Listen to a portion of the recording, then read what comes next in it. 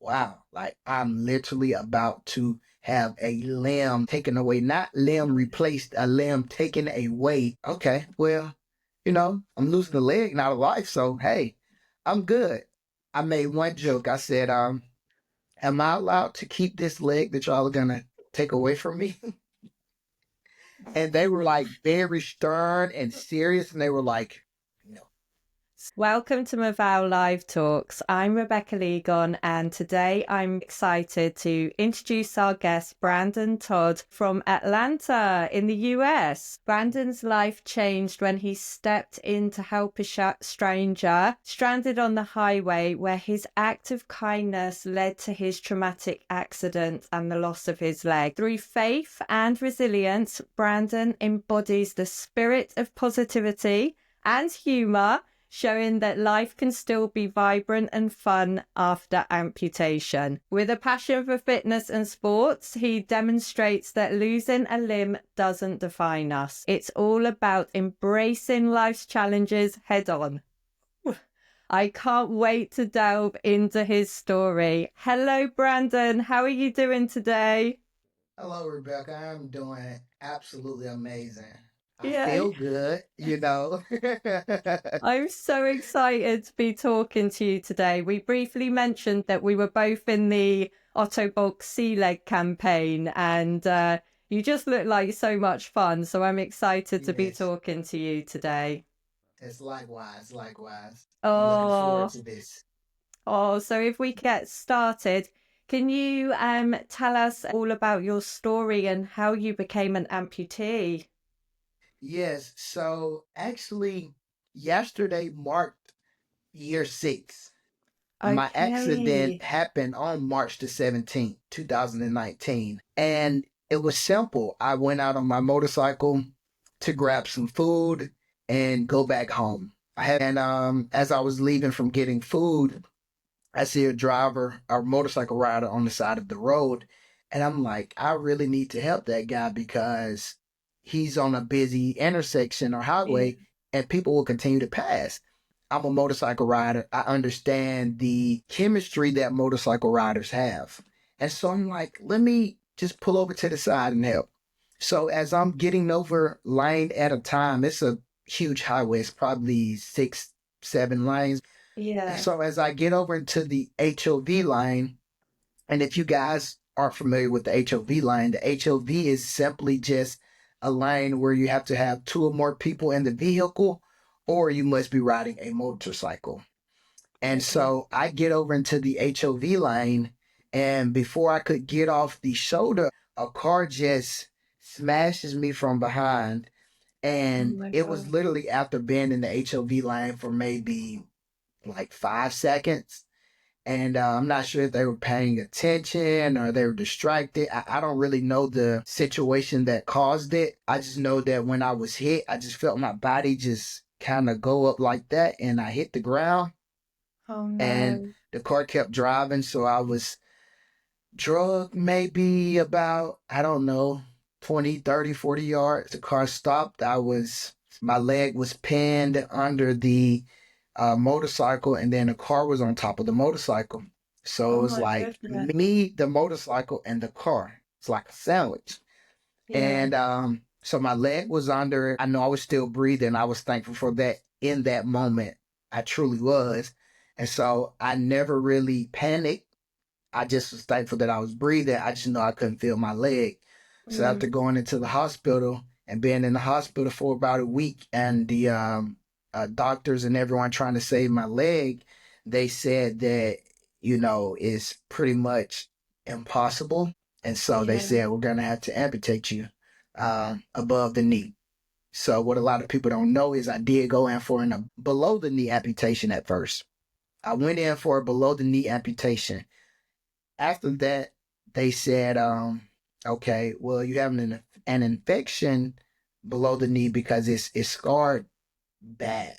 And so they were like, okay, well, we're going to go above the knee. So I had to go back into surgery like no more than 24 to 48 hours later. Mm. And that's what brought me into the world of above Yeah. the knee amputee.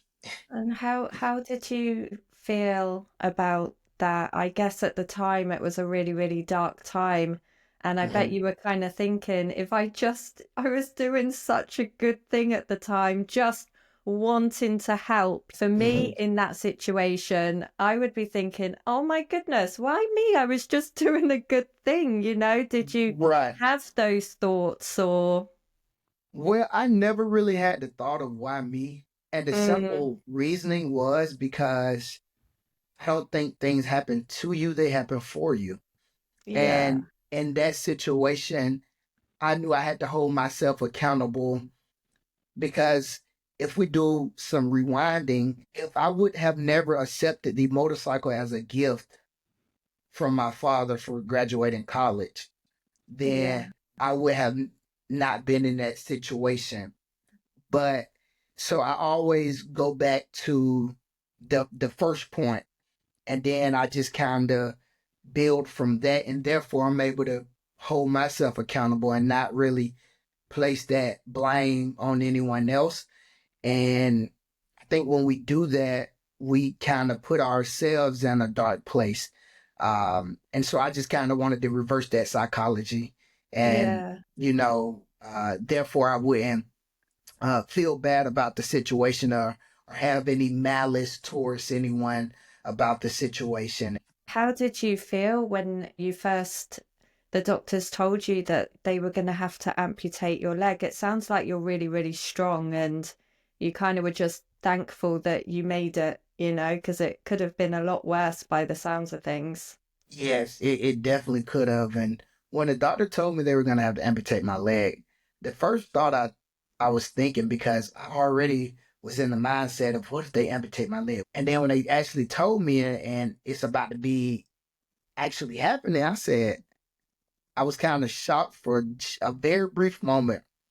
Not Mm. sad, just like, wow, like I'm literally about to have a limb taken away, not limb replaced, a limb taken away. Um, and it was just like, okay, well, I'm losing a leg, not a life, so hey, I'm good. I made one joke. I said, am I allowed to keep this leg that y'all are gonna take away from me? And they were like very stern and serious, and they were like, no. So And I sorry, that's not even, I don't know, you just make me laugh. I and, knew and, you'd be fun from watching your Instagram. yeah, and for me, I'm like, it's mine. Yeah. And why can't I clean it up, bring it back? I'll store it away. What's But the I know matter? that's You not how can't. it works. I just wanted to, I just Yeah. wanted to, I wanted to bring a little light to the room because there was a lot Yeah. of heavy, dark, frustrated energy in the room. So, Yeah. I can imagine. Yeah. yeah. Wow, that's so funny.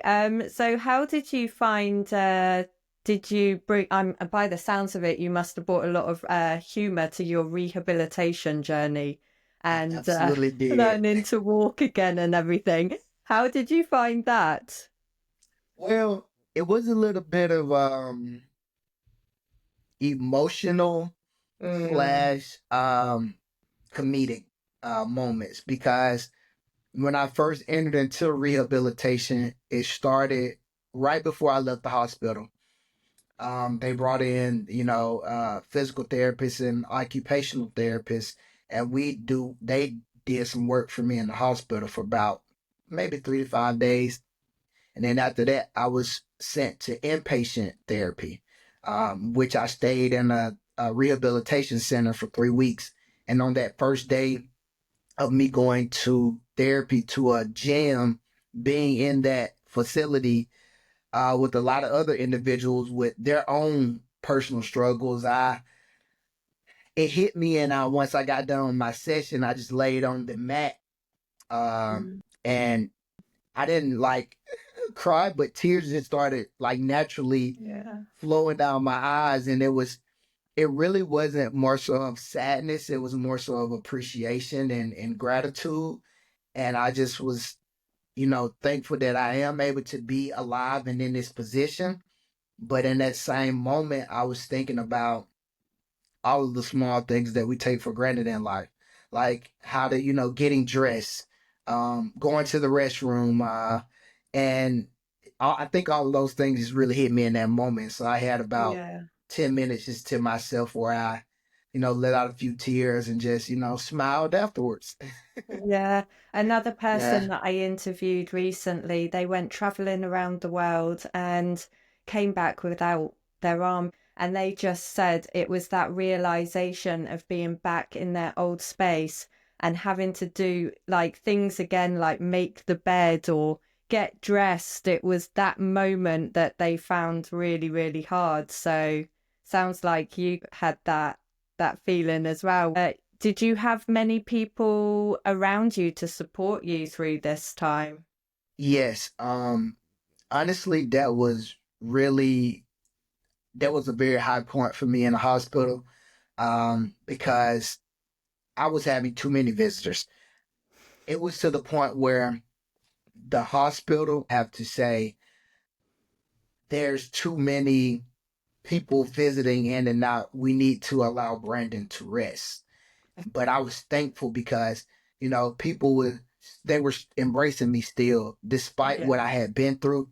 They would still smile and laugh with me and talk with me. And that really helped me through my hospital journey because I was in the hospital for 6 weeks. But it was when I left the hospital and went to inpatient therapy, nobody was coming there really. I probably Mm, had about, outside of my mom, I probably had maybe 3 or 4 other visitations compared to the hospital where I would see loads of people. I mean, you're talking 40, 50, 60 people a day. Um, wow. and then going to seeing, one person every other day or something to that extent Yeah. in inpatient therapy. So that kind of, I had to really soak in the moment because I was alone a lot at the rehabilitation center. Mm. But I got through it. I got through it pretty okay. So your room at the hospital when you had all your family visiting, that was like the party room then. That was absolutely it was to the point where, people would visit me and they wouldn't even do anything or talk to me or talk at all. They just sit in the room. I'd be asleep. But it was more Oh, so the presence, yeah. the good energy that they brought forth. So I was just Oh, thankful for that's that. so lovely. So you have a big Yeah. family then? I have an humongous family. Mom side of the family, dad side of the family, both huge. So before I went into, I think, my first surgery, I remember like opening my eyes because they had started giving me medications, and I like open my eyes and I see like so many people. It's like I'm in a club or something. It's just so many people and the lights are flickering. I'm just like, is this a movie? You know? But Oh. yeah, I have a huge family. Oh, it sounds lovely. You're very lucky to have all that support through such a Yes. tough time. So, how did you find getting, wearing your first prosthesis and learning to walk again? Oh, that was so weird. I'll tell you.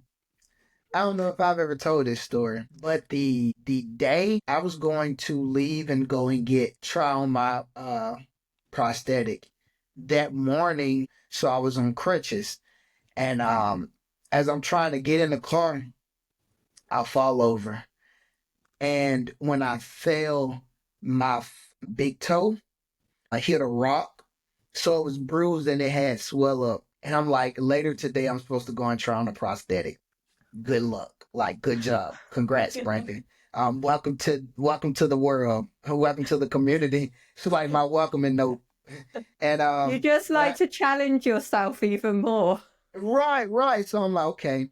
But once I went and tried on my first prosthetic, it felt so unreal. I mean, of course it's not real, but it felt like trying to take a step. It's like a baby. When a baby is first, that's the best way I can explain it. When a baby is first learning how to walk and they're like, I had that moment. And so I was in between the rails and I really wasn't bending the knee. 'Cause I'm like, how do you gotta learn how to connect the floor with your mind, with your limb that's no longer there, but you gotta kind of have that.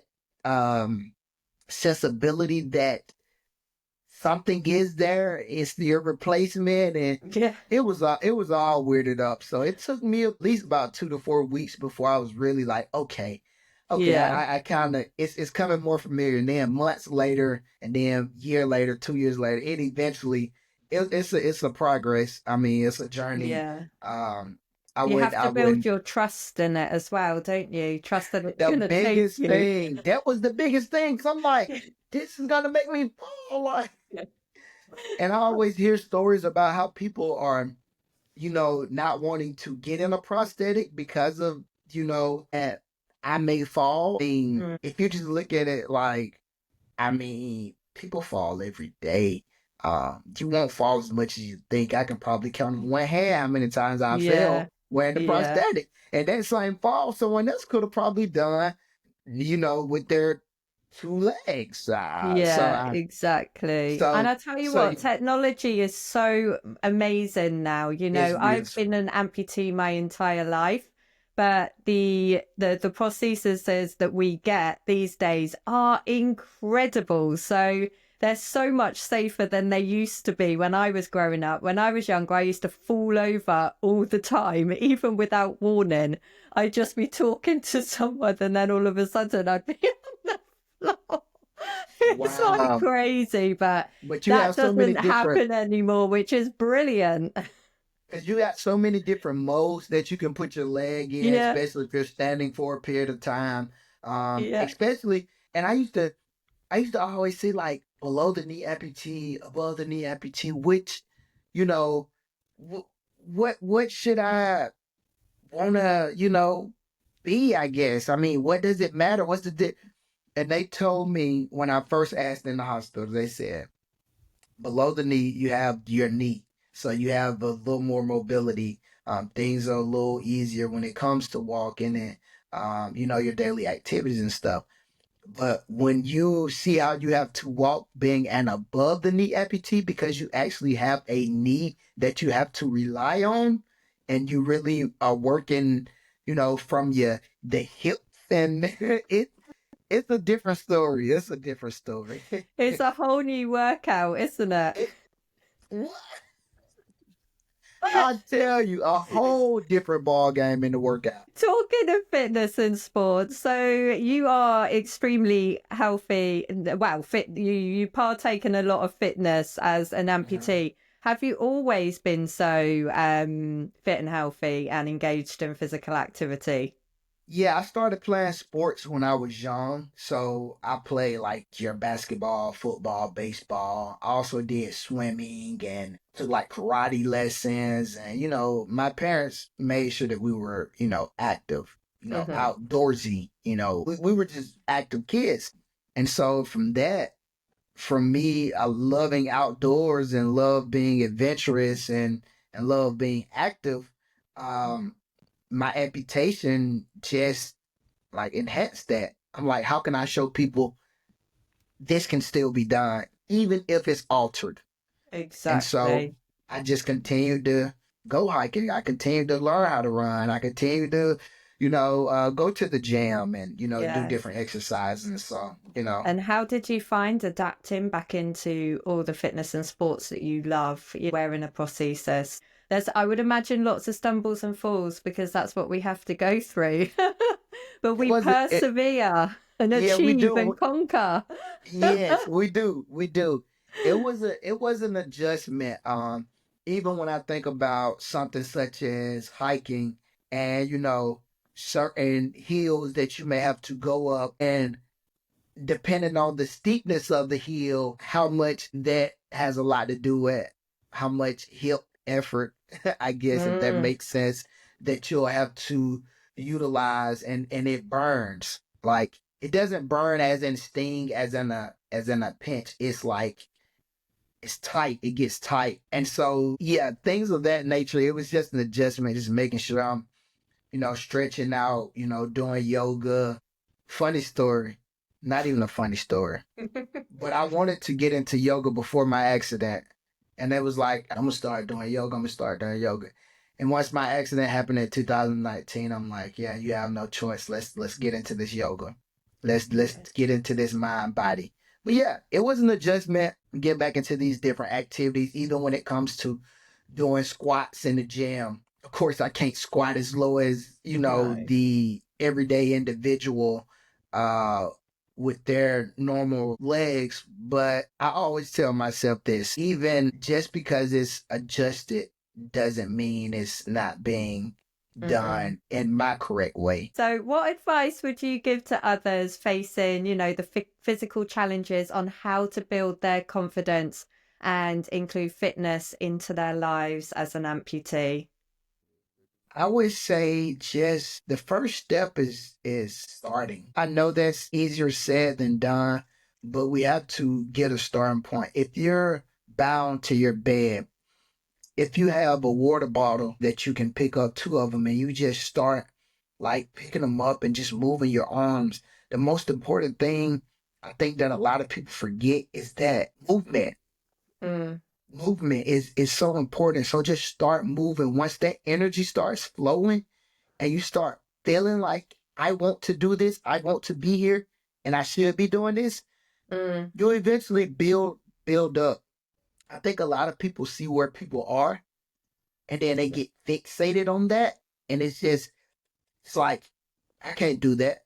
Well, of course you can't because that individual has been doing that for 10 years. You're yeah, only starting, you just started 10 minutes ago, yeah, So I would say just take your time, baby steps. Start absolutely. when it comes to movement, when it comes to working out, start with your body weight. Start with if you're doing squats, just don't try to pick up a 50-pound dumbbell. You know, just put your hands together and go down and come back up. So it's just those simple things that Yeah, if you take into consideration, you'll be exactly where you need to be whenever you're yeah. supposed to be there. Social media can be so great because it can show everybody out there achieving such brilliant things. But then again, for newer amputees who have just, beginning their journey, it can probably be quite daunting for them as well to see everybody achieving great, things and doing so well. But the message to get across really is it that's the end game. It takes a lot of hard work, adaptions, persistence, learning what works for your unique body as well, because we all adapt differently, don't we? So, Mhm. yeah, Yeah, it's definitely keep moving though. Yes, yes, just keep moving and start somewhere. I mean, you really shouldn't even look at anyone as this is what I want to be. Just kind of pull from different things that help you because we're all unique individuals to who we are. We're only Mm, modeling different things from different people to build who we are.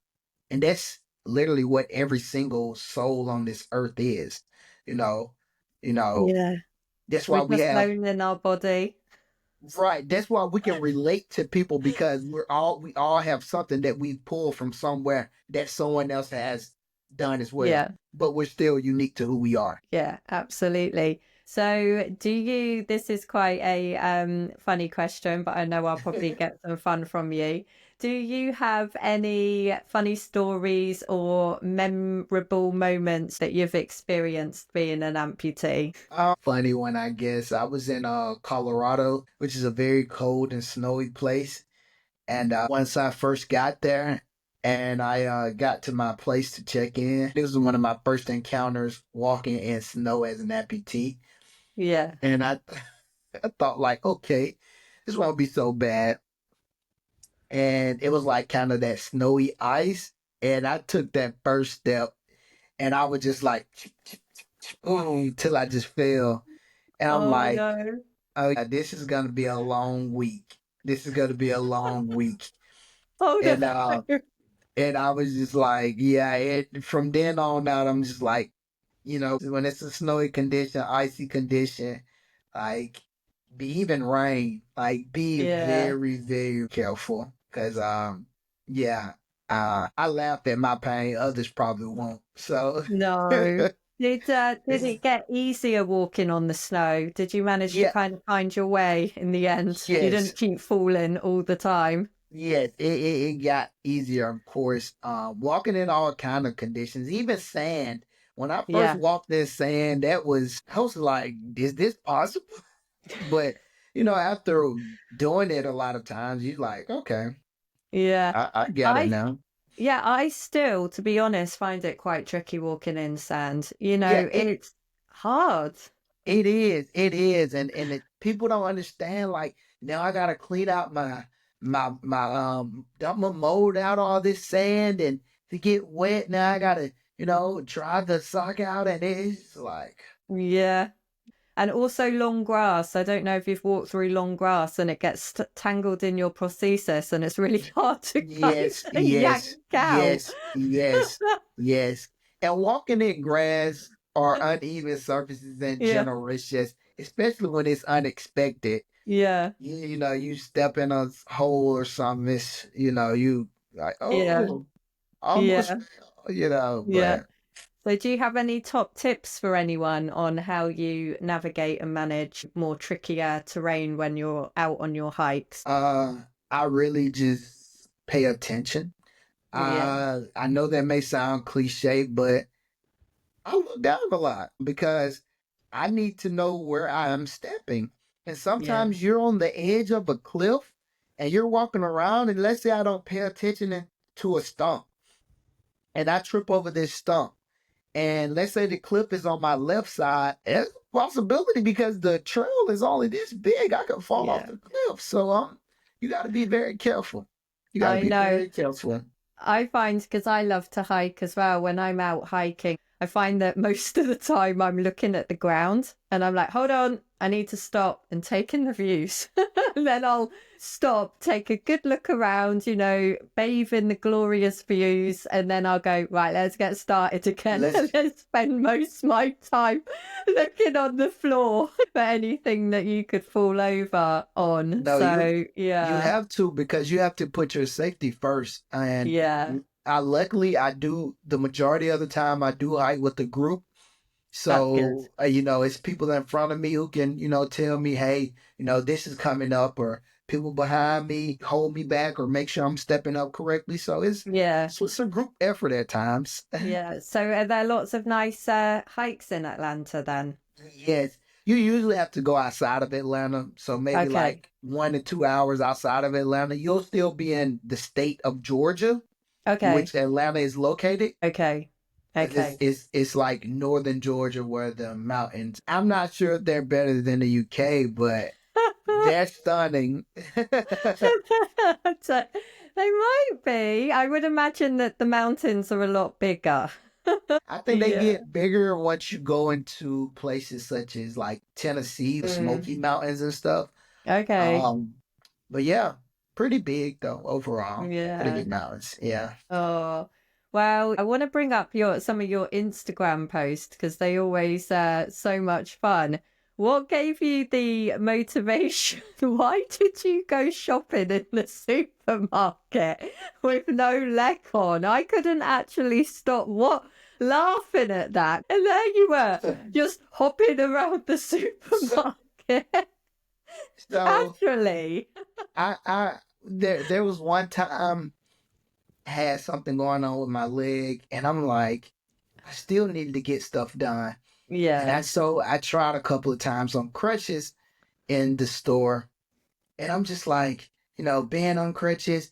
Oh, let me put this back. Oh, let me put this crutch in this arm and grab this. I'm like, this is a lot. I said, then you're trying to push your cart. You still got your crutch. You got to grab. I'm like, it's a disaster almost. Yeah. So I'm like, one time I tried it without my prosthetic, and then I was like, you know what? I'm just gonna try it and I'm gonna do it again. I'm gonna document it. And next thing you know, hundreds of thousands of people are laughing and saying, wow, blah, blah, blah. And then of course you're getting comments like, you need to take care of yourself. And I'm just like, I've probably done this twice in 5 years, you guys. This is not like me every week. Like, so I mean, I will Yeah. be okay. Yeah.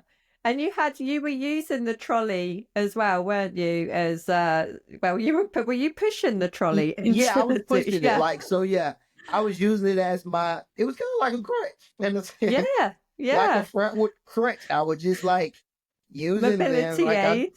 yep, yep. I got a good workout in, I would say that.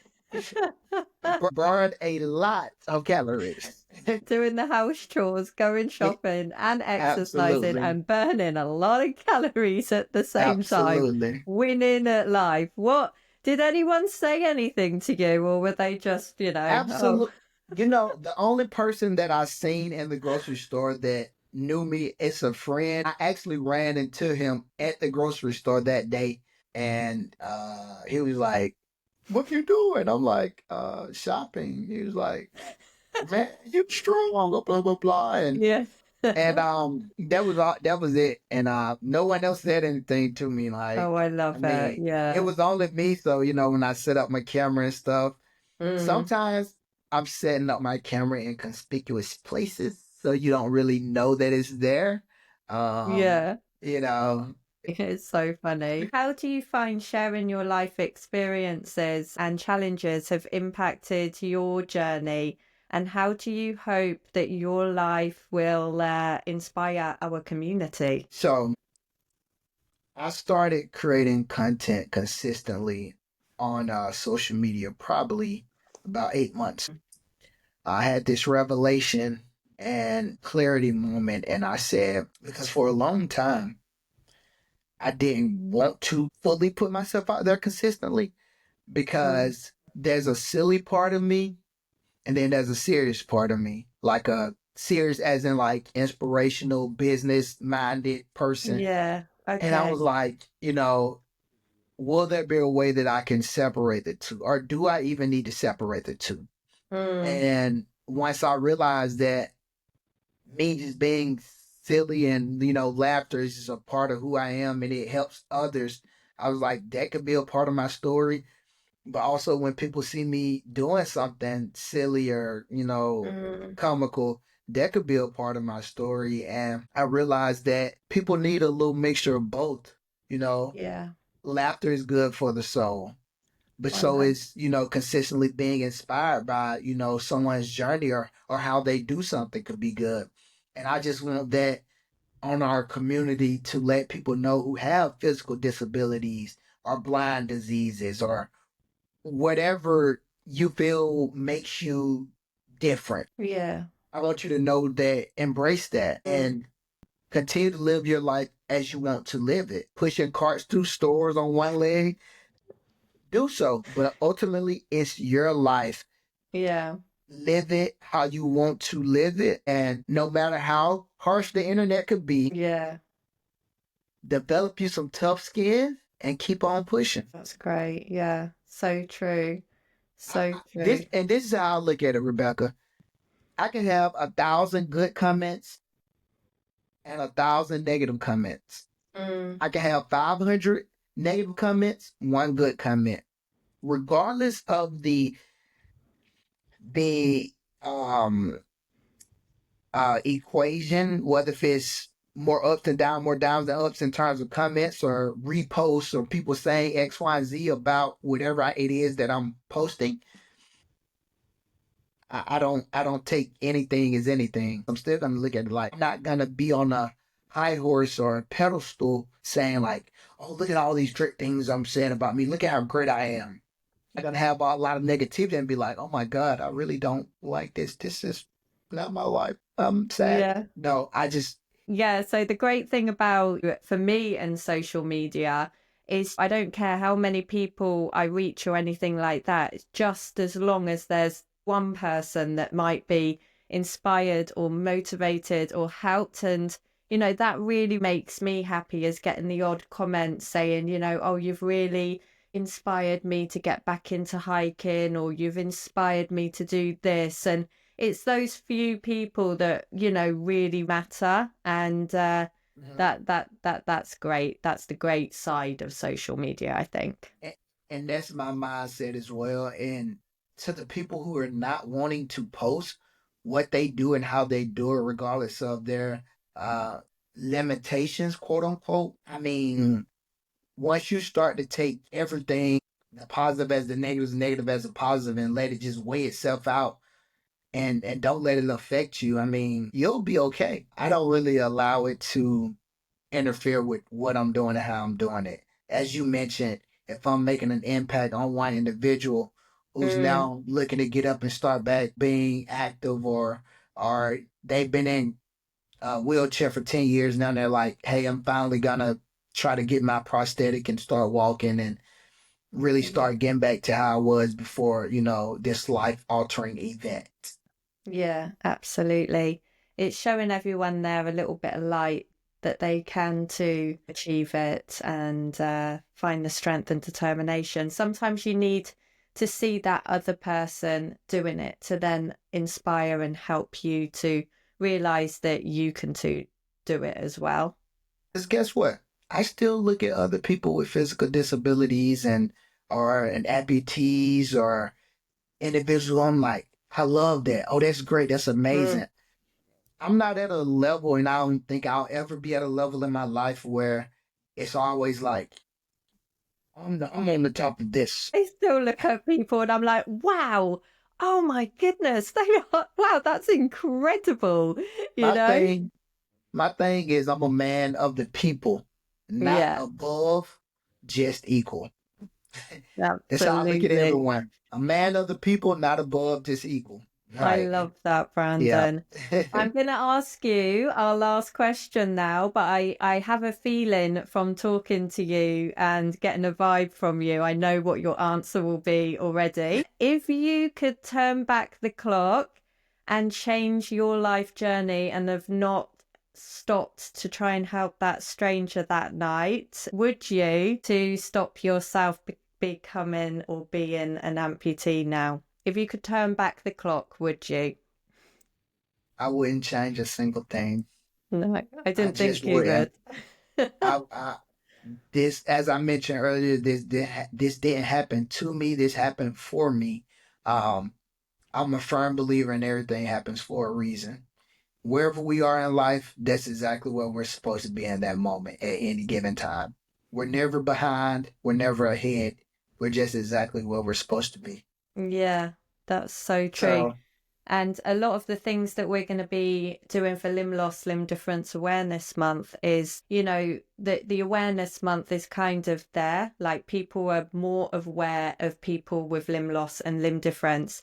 But now it's mhm. about, celebrating all the incredible things that you're achieving because of limb loss. And Yes. what would you say you are celebrating now because of your limb loss? Well, because it's been 6 years as of yesterday, I did a huge bike ride to celebrate myself. I biked from one city to the next uh in one day. It took a few Wow. hours, but I did that to celebrate, where I am and who I am, and just to be thankful that Yeah. I am in the position to do this, what I'm doing. And so I documented that process, and I'll be posting about it Oh, this entire cool. week. So I guess that's what I'm doing, and to honor myself. That's brilliant. I love that. And we should never stop honoring ourselves.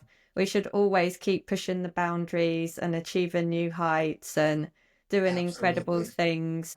Thank you so much, Brandon, for talking to me today. And Rebecca, you it's are been so more than lovely. welcome. I've always wanted to ask you this question. Okay. I don't know if Flip, I've asked you this question before.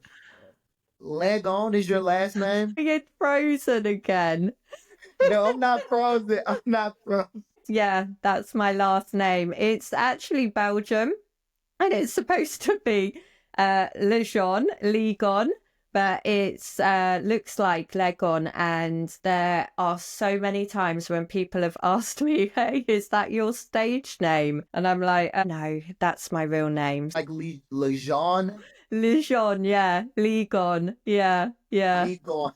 And for I when I first virtually, met you, I was like, that's so cool. Like she's Rebecca Lego, and I get it.